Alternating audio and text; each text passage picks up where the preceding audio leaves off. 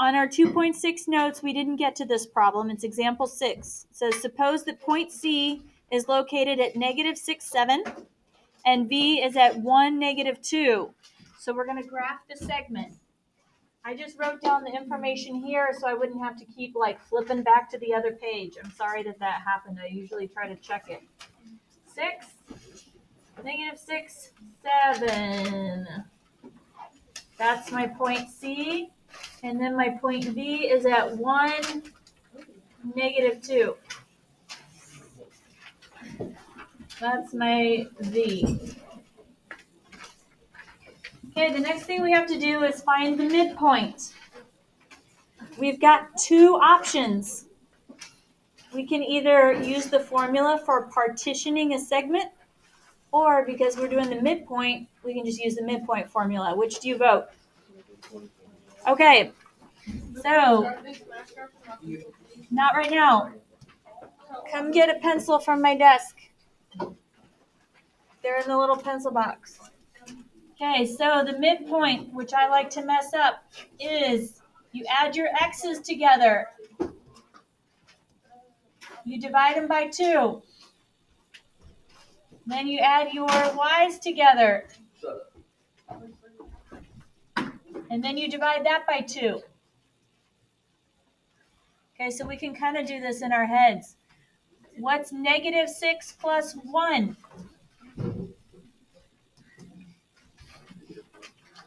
What is it? Negative 5. So negative 5 over 2 is our x coordinate. What about our y's? What's 7 plus negative 2? 5, and then divide by 2.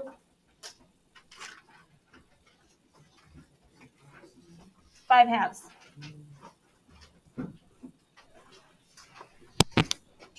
Okay, that's our midpoint. It's going to be halfway. So negative 5/2 is what? Negative 2.5 and then positive 2.5. So negative 2.5, positive 2.5, that'll be right here. Does it look like we did it right? Sure. Yeah, it's halfway in between. All right, good job, people. Give yourselves a pat on the back. All right, now we're going to find point A. Point A is located along segment CV so that it splits the segment into two smaller segments, CA and AV. If the ratio of the measure of CA to the measure of AV is 2 to 3, then what is the ratio of the measure of CA to the whole thing, CV? Explain your answer. We're going to draw a picture because that's a lot. Okay. So let's start by putting a point C on here. So do you see that from the measure of CA, so from C to A, it's got 2. So we need 2 units, right? Is that okay with everybody? So 1, 2, and I'm going to put my A. That's 2. Everybody okay with that? Just be patient. Okay? Now the measure of AV is the 3. So I'm going to try to use that same length and go 1, 2, 3. And that's where I'm going to put my point V and erase any extra that I had at the end. Okay, does everybody see that that's 3? So if my ratio is 2 to 3, right, for CA to AV, do you see how I get this picture? Okay, what is the whole length if this part's 2 and that part's 3? What is it? I didn't hear you. 5. Okay, so the measure of CA is 2, and the measure of CV is 5. So what is that ratio? 2 what? 2 whats? Fifths. 2 fifths. 2 to 5. Okay. So if we have 2 to 3, that means there must be 5 parts in the whole. If the ratio of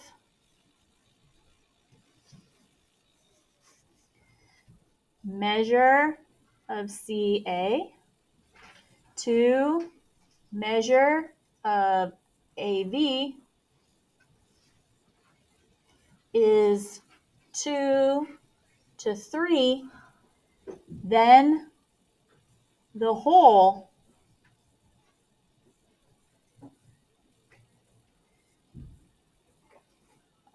which would be CV, the segment CV, has 5 parts.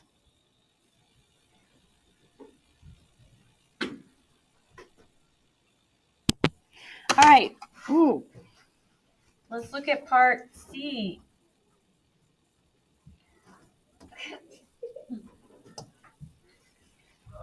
Okay, what are the coordinates for point C again? Is it -6, 7? Mm-hmm. Okay, and then V was 1, -2. Sorry, I just can't see it, my whole page at the same time. So we got to find the coordinates of point A from part B using our ratio of CA to CV. So we said it was 2/5. That's going to be our fraction.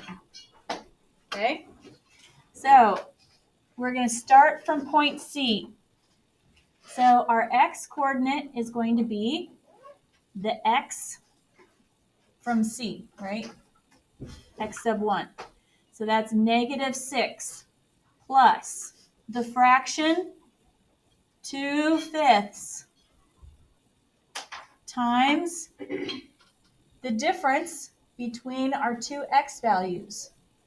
So what is our final x value? X sub 2. 1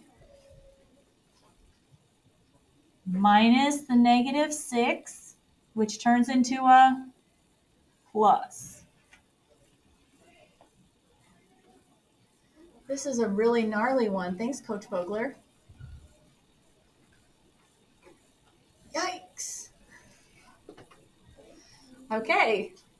So 1 plus 6, I'm getting 7.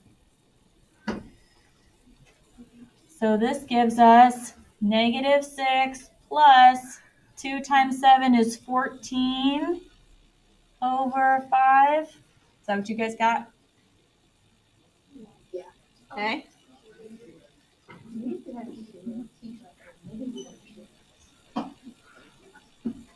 This is hard for everybody because we don't do a lot of good fraction work.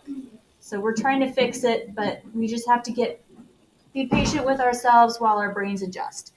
Okay, now I cannot add the -6 and the 14/5 together right now because they don't have same size denominators.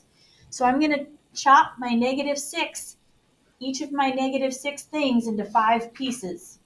Okay, how many, if I have like -6, 1, 2, 3, 4, 5, 6, and I chop them all into 5 pieces, 1, 2, 3, 4, 1, 2, 3, 4, 1, 2, how many pieces is that going to give me? I'm going to have 6, but each of those is going to give me 5 new pieces.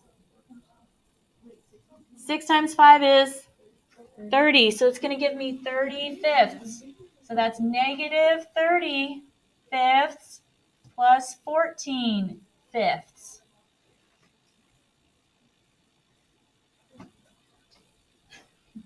What does that simplify to?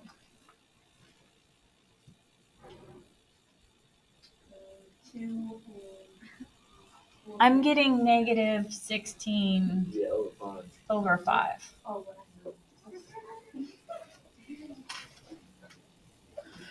Or it would be -3 1/5, right? Okay. All right, now we get to do the y because the x was so much fun. You ready?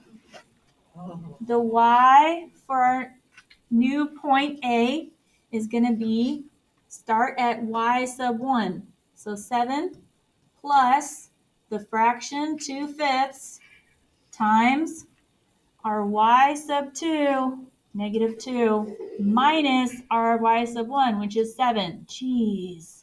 I don't know what we did to make her hate us. It's going to be fine, and we're going to make it. Thanks, Coach Vogler.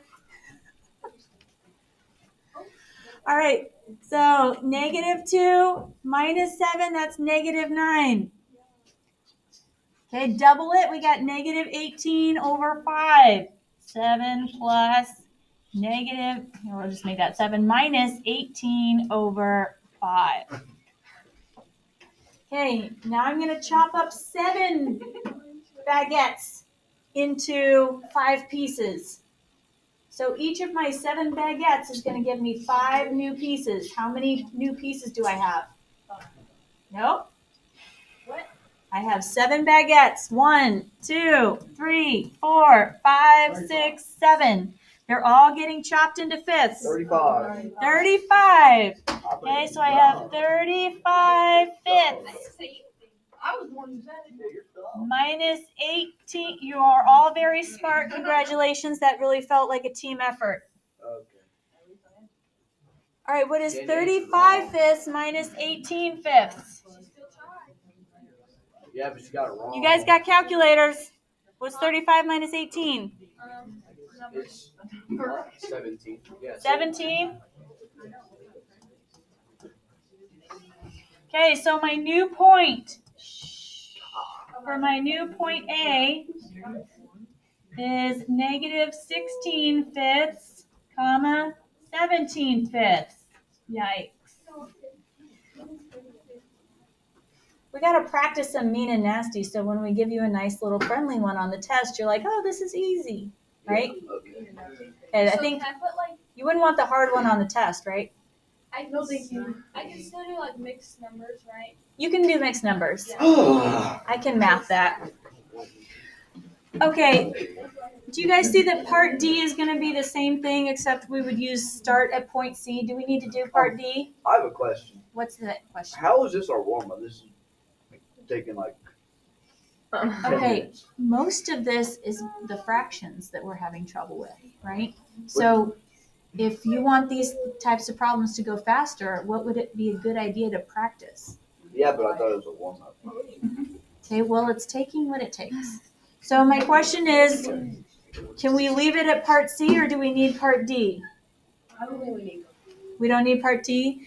The difference between part C and part B would be, oh my God, D and C would be we have a different fraction, and then instead of starting at point C, we would start at point V. So our X would be start at point V, 1 plus 4/7, yada, yada, yada.